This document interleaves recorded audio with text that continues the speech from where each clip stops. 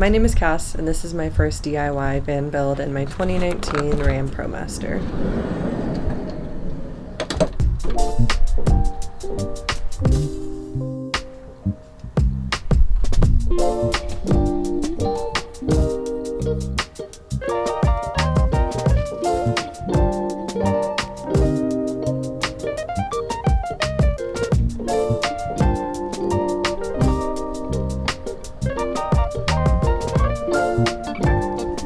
So I went for the classic fixed bed in the back with a galley on either side layout. I saw this a lot in other vans and really loved the idea, especially with the sink right here next to the slider door, so you can just pull that out and use it like a shower.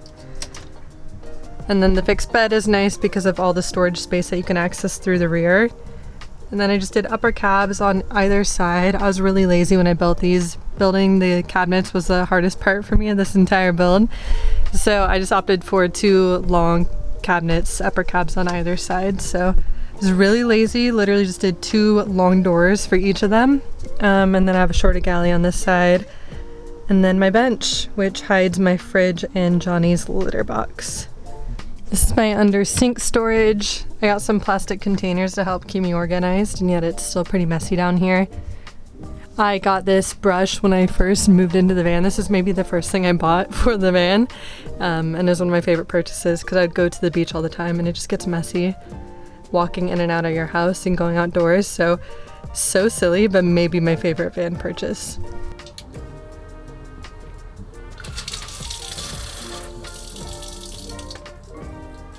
Next to that, I have more storage. I opted to not do handles and instead use these push drawers. So these drawer slides are actually just push drawers, which is nice because then it's flush with the rest of the cabinet, so you don't have any handles to run into. This is my first time using drawer slides, so it's very imperfect. It's supposed to sit flush and mine do not. But I did my best, and you know, it could be worse. But yeah, so all these come out on drawer slides. And then this is kind of just my hygiene beauty stuff, supplements. This is my camera gear and other electronic stuff. And then I use this one for Johnny's food toys, extra litter. And then in the back here, I have this just like open cubby storage space. I put some bungees on it, but this is where I keep my ukuleles, my MIDI board, and my roller skates. So when I was in the workshop building this right galley, I had already finished the left one and used 3 of my 6 drawer slides I bought from a pack on Amazon. That's pretty expensive. The push drawer slides are nice, but they're kind of expensive. So I bought 6 of these, used 3 on this side, so I only had 3 for this side. So the way I decided to organize it was left this in open cubby. I kind of just use this for books, my Max Air fan remotes. I have 2 of them because I have 2 fans, and then yarn for crochet and just other hobby stuff in there. And then below I have this pretty deep drawer that I use for food stuff, all my instant Vietnamese coffees, non-perishable food items, supplements. And then the lower one is where I put all my shoes. So kind of messy, but that's where I keep those. And then this part of the galley might be my favorite. It's so silly, but I love it because you just kick it, and this is a laundry hamper. So this one's a tall one. It's all my dirty laundry.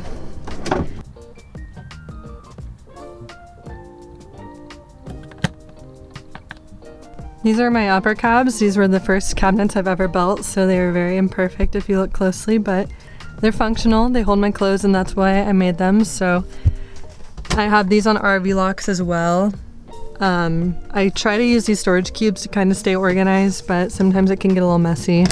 This is like my t-shirts, sports bras, that sort of stuff. Back here is where I keep, nice, that just fell out. This is where I try to keep my big stuff like my hoodies and other shirts I don't wear as often. Creeks adds a little charm. This side is where I house my shorts, pants, joggers, coveralls, overalls. Clearly I need to purge my wardrobe because as much as I try to be minimalist, I clearly fail and have too much stuff. Then this cabinet is where I keep my socks, belts, underwear, bras, or if I have another pair of coveralls that I can't fit in the other cabinet, I put them in here. Again, back to needing to get rid of more stuff. see if I can do this with one hand while I hold my camera, but I made this custom cushion with this blanket that I bought from my other van life friend that I just keep over here to keep Johnny's claws from ripping up the leather on my bench cushion. I made it pretty thin because my cabinets are pretty low, so I don't want to hurt my head and bump into it. So I made these, I think it's 2 or 3 inch cushion.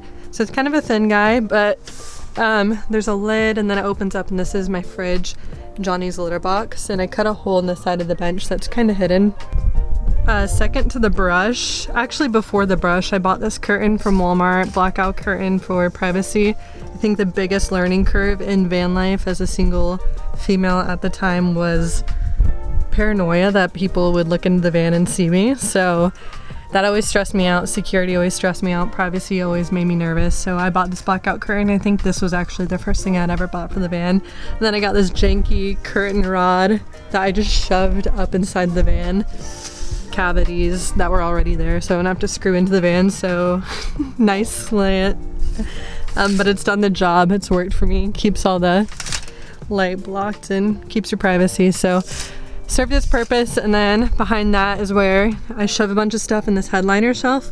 I have my towels on the right, other big stuffy jacket, hoodies, cardigans, winter jackets, extra tote bags and duffel bags is kind of what I store up here. Up here in the cab is where I'm either driving or throwing all my junk while I take videos. You're not supposed to see that. Third item I bought when I moved into the van when it was an empty cargo van were these little storage things off of Amazon. So if I've not already mentioned it, I lived in this van when it was completely empty cargo in the back. It was just my bed and this metal shell of a van. And then I bought this little, I had plastic storage containers as well, like the cheap ones from Walmart, and then I also bought these little behind the chair storage organizer things just to throw all my like hygiene products, mouthwash, makeup remover, brush.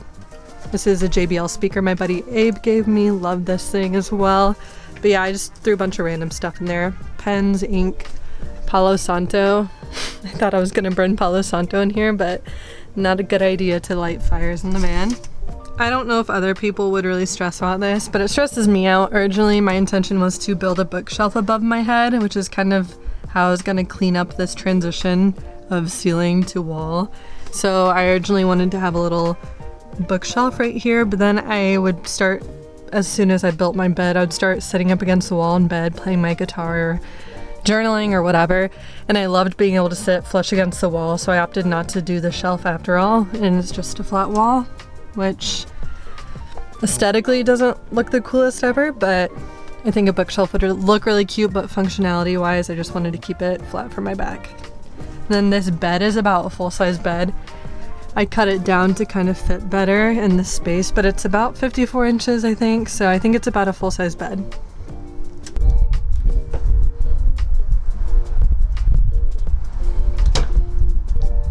Here is the garage space. It's pretty messy back here. Lots of funny, quirky things happening right now.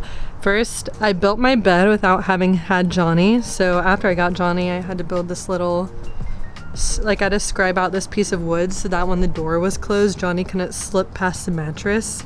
It's hard to explain. Here, let me close this. So there's this like gap between the mattress and the door, and I was so scared because Johnny is such a small cat. I was so scared she's gonna drop down and get stuck in the garage and then have access to the electrical. So yeah, I had to scribe out this funny little piece of wood. You can just tuck it away, but I pull it out so that it sits flush with the door so she can't go down into the garage. And then yeah, this is my garage space. This is my DIY electrical, which now that I know what I'm doing is very messy and not fun to look at. It's just messy, like I don't even want to address that in the corner, but you know, this is my first time working with electrical and doing wiring and all that, so it works, and I guess that's what matters most. And it's never caught in fires, so I think I did all my gauges and lugs right, so that's good news. This is my typewriter. Fun little, let's see if I can get it open. This is my birthday present to myself a few years back, but just keep this guy back here because it takes up some space. It's pretty heavy. Keep my guitar back here. My Coleman camping stove in case I ever want to cook. Johnny's Litter Genie. If you have a cat and you don't know about Litter Genie, you need to get it. I think there's a similar thing for human babies where there's like it's essentially like a trash can for litter, similar to those like baby diaper trash cans. Love that thing, 10 out of 10. All my storage stuff. And then my plumbing system is right here. I have a 21-gallon water tank. And then I laminated this wall and put this up to kind of hide it when you're looking in. This is the quick connect shower. You just take this guy. I'm holding my camera, so I'm not going to do it, but you just take this guy, open this thing up, and then pop it in, and then you have the outdoor shower right here. I don't have one right now, but I always wanted to get one of those curtains that goes from door to door, so you can just shower out in the back with some privacy. Close that guy, and then this is the water inlet, so you just screw the hose in to fill up the water tank right there. If you've made it this far, thanks for checking out this van tour. It feels really weird, A, to finally own my van and be in it, but to be on the other side of the screen and taking a video of myself giving a van tour after having spent the last decade binge watching other people doing van tours, doing van life vlogs.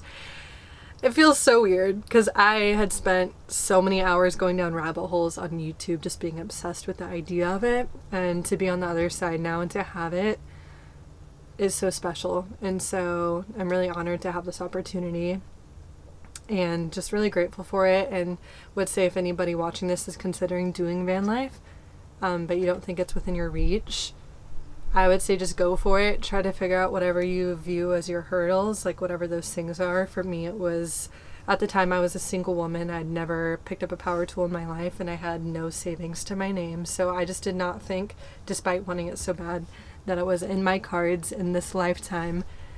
And it was an accumulation of having really special conversations and weird fate-like moments taking place, and eventually I just went for it. And you know, it was a lot more complicated and strenuous than that, but it's been the most life-giving, fulfilling, self-assuring, self-empowerment filled journey I've ever been on, and so I can't recommend it enough. Yeah, it's something special. So thank you again for your time. Thank you for watching my van tour. This is very far from perfect. It has so many quirks, but you know, I do too. So I'm proud of it overall. So thanks for checking it out.